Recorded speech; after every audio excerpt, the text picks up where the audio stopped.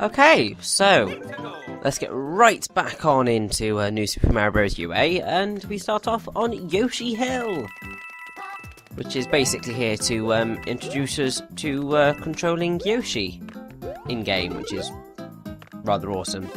Now, pretty much if you didn't fail at playing a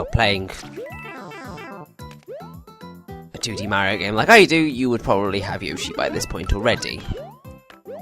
Although, it's more likely to be there. Yoshi's entire premise is the whole flutter jump and being able to eat things. I think he apparently plays pretty much the same as he does in New Super Mario Bros. Wii. So it works quite well.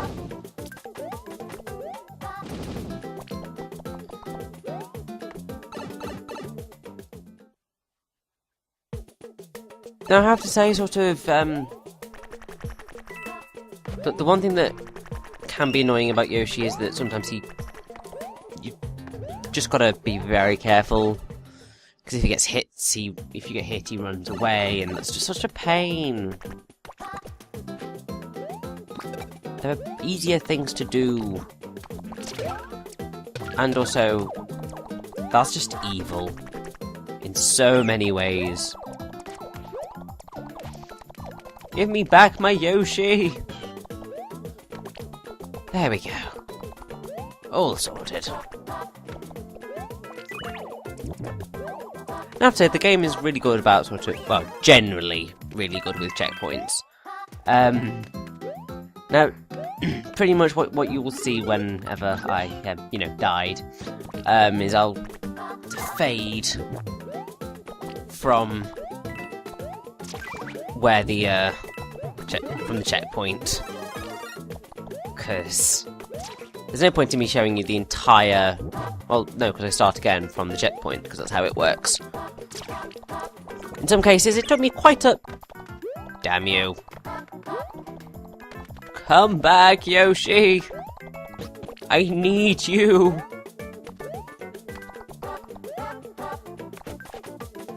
Now, obviously, Yoshi's been about since, like, Super Mario World. Well, I might be wrong. I mean, Mario history is not very good, I have to say. I really probably should try and improve on my Mario history, but, it just happens. Yeah, so Yoshi first appeared in Super Mario World in 1990. And his latest appearance is in New Super Mario Bros. U in 2012. Obviously, this came out last year. Well, last year from when I'm recording this. And obviously, we've had the recent announcement of Yoshi's Epic Yarn. Very recently. Which is certainly going to be interesting no matter what happens. Also, why did I have to let Yoshi not finish the level? I feel mean. Oh well. Now that we've done that, we can go over here. And, over to our right, we have a baby Yoshi! Who first appeared in Super Mario World as well, and haven't really been seen since. Now, when you get a baby Yoshi, it's quite cool because the music changes whenever you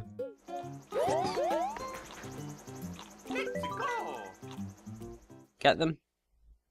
I think it's particularly in level because when you pick them up. No, do not. Yeah, I fail at picking things up.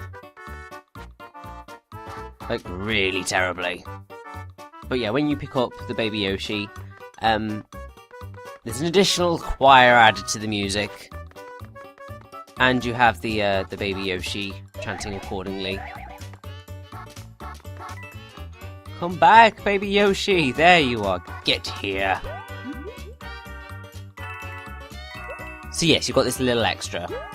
Now, these little weird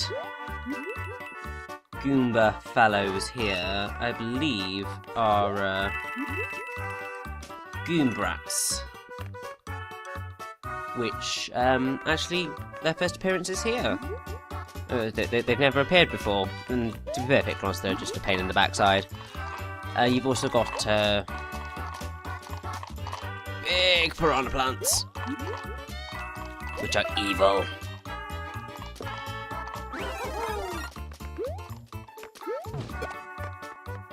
Now I have to say, sort of, the inclusion of the baby Yoshis is really fun. They're not kind of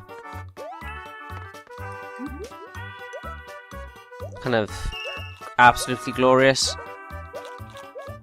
I don't think that they're infinite use. No, baby Yoshi, I need you to complete this level. Do not abandon me, please. And I just killed him. Oh, I'm screwed. Oh dear. I feel really mean now. Because basically what you need to do is you need to get to that pipe there to get the final star coin. I think.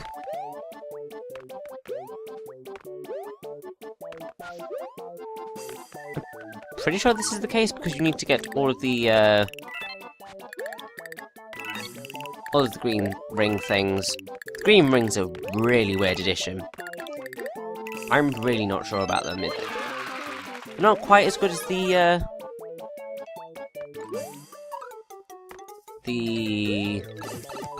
red rings. Red rings have always been a bit more of a better staple for the Mario franchise than the green rings have turned out to be. But oh yes, that's what we need that for, because you need to murder the massive piranha plant before you even stand a chance at getting to that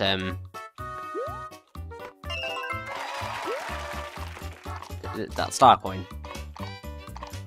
Now, I'm doing quite well in relation to star coins so far. I mean, I thought I wouldn't, but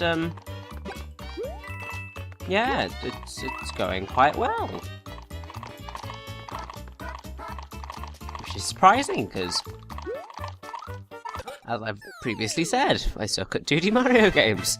Oh yeah, Mario time. Don't worry, this seeming run of luck is not going to last. Particularly because obviously I have already had one death that I've cut out in this part. Now, basically we could just go straight on to the castle, but we're not going to because this is a walkthrough, so we're going through every single level with every single star coin and every single exit. Because that's just the way I want to roll.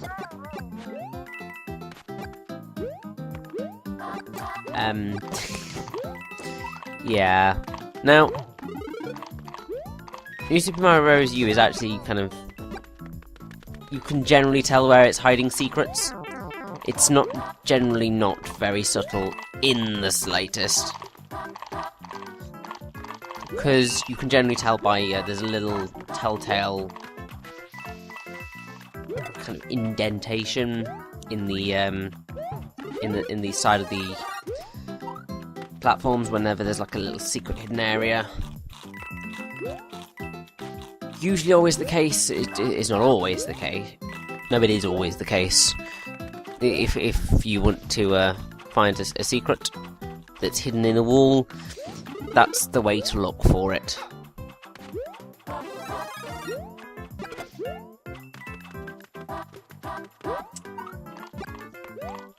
Now, is there anything else wonderful that I can talk about?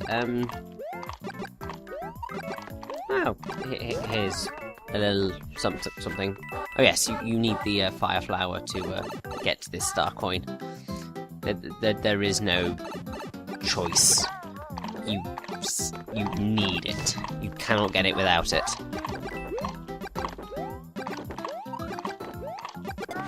So that's always fun. Yes, basically, in like I think the challenge mode and stuff, if the Mii's, because you can play as Mii's in like the challenge modes and stuff, if the Mii's are selected as player 1, they'll be coloured like Mario, player 2, they'll be like Luigi, player 3, they will be similar to Wario, and if they are player 4, they'll wear blue shirt and dark blue overalls, like Luigi's light blue alternate costume from the Super Smash Bros. Series. Probably would have been better if they'd gone for the purple, because then you would have had Waluigi.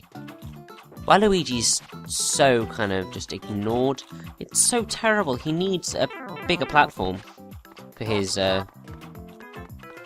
gloriousness. But at least he's dead now. Whew, got that one. So, yeah, there is multiplayer in this game, much like in New Super Mario Bros. Wii. From what I can gather, it's definitely better here than it was there, because you can have an extra 5th player with the boost blocks on the Wii U gamepad, and that's quite cool. I think definitely can be used to abuse the game and just literally just trash every level. But, yeah, these things happen. Also, whenever if you finish a level with certain numbers at the end of the, your timer, then you can get extra prizes. Also, here's the, life house. Basically, you get a crud load of coins thrown at you, and also, balls with Bowser face and, the, 1-up. The more 1-up faces you get, the higher your score goes. If you get any Bowser faces, then you lose one of those 1-up faces that you got. So you generally have a lot of craziness happening. So 0-1-1! Yay! I feel better now. Right.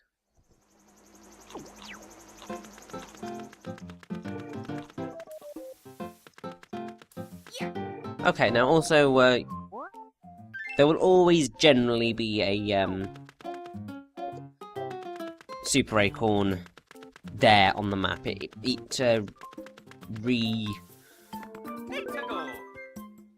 How do I put this?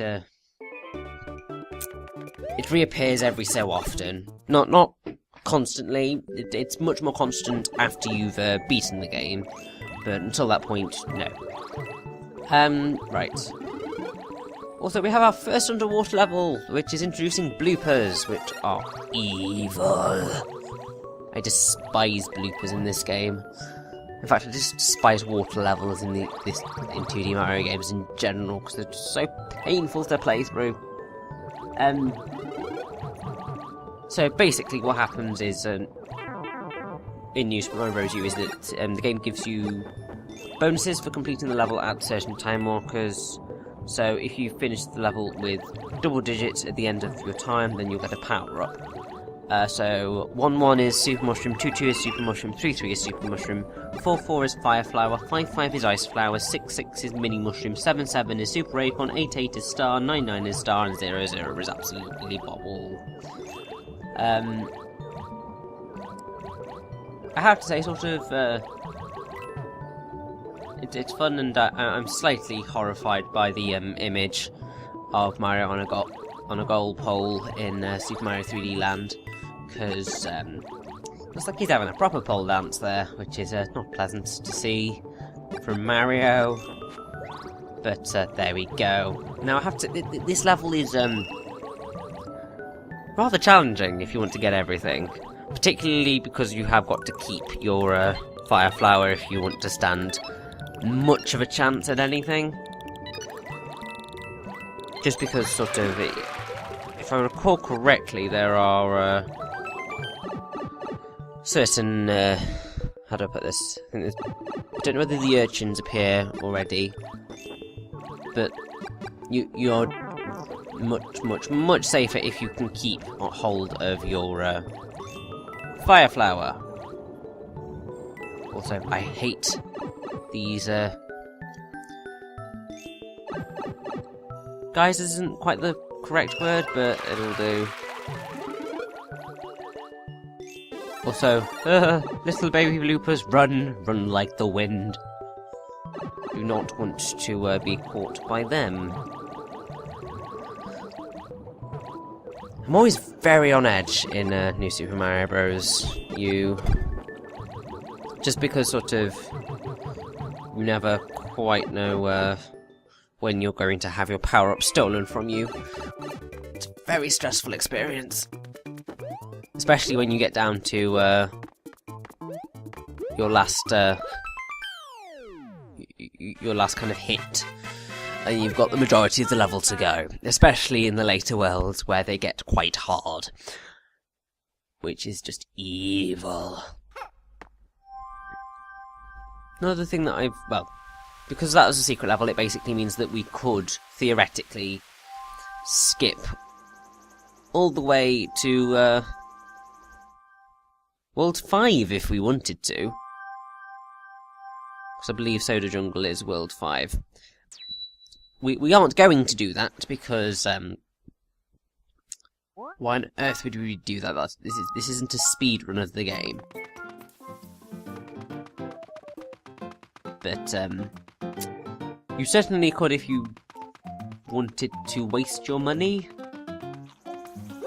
because obviously you will have paid a good sum of money to play this game, because the Wii U games are a little bit more expensive than your standard games, or at least they were at launch. So it kind of costs quite a bit. So you'd think you'd want to get as much of the experience for your money. So skipping out like because you could technically skip out 4 worlds. Just like that. Why would you do that? Because that's just like crazy talk. Now, I have to say that the castles are, for the most part, good. Some of them are certainly better than others. They're generally very, very, very irritating when it comes to star coins. And to be perfectly honest, it doesn't help when you suck at the game like I do.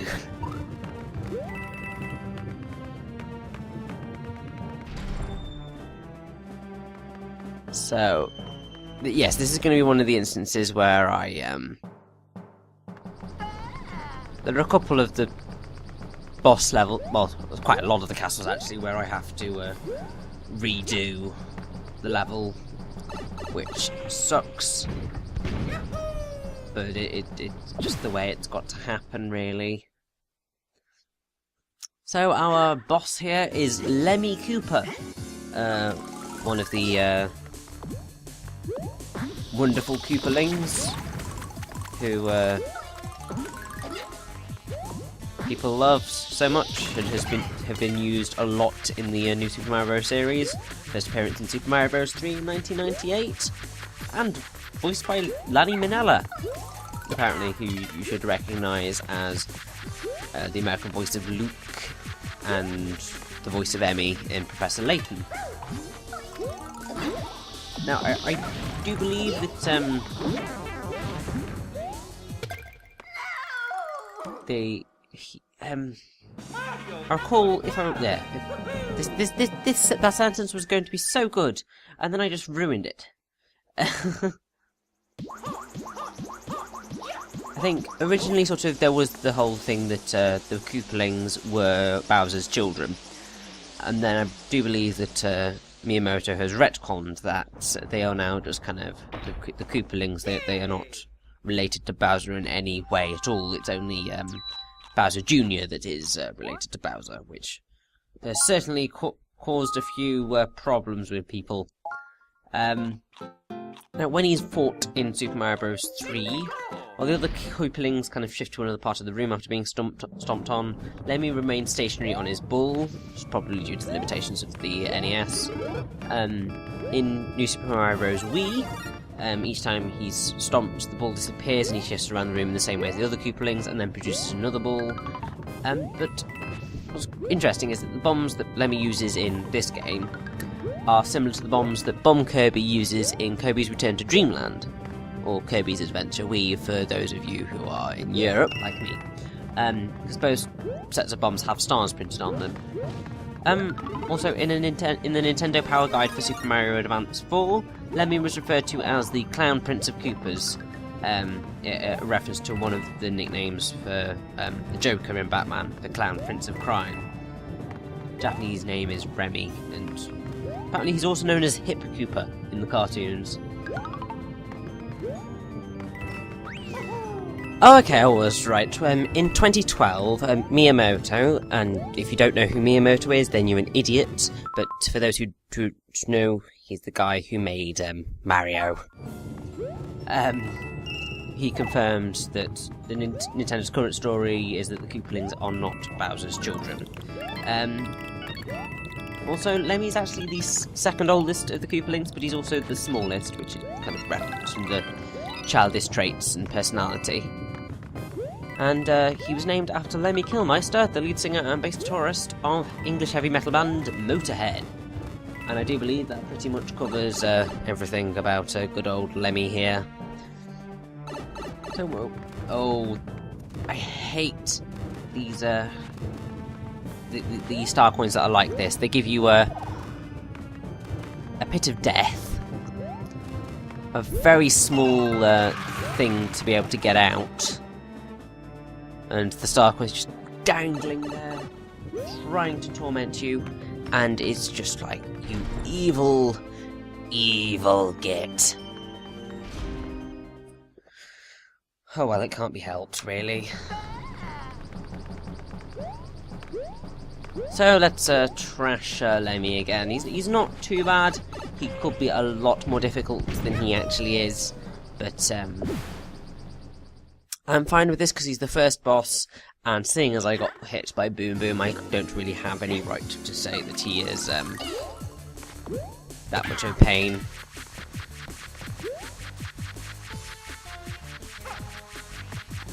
Now I'll explain about Flying Squirrel Mario later. About to go on to a whole tangent about his grabbing abilities, but there's plenty of time for that. Come on, Lemmy. Thank you for dying now. I'll see you later. We rule.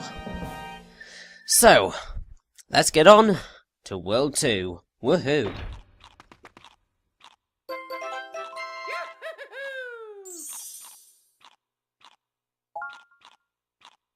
What?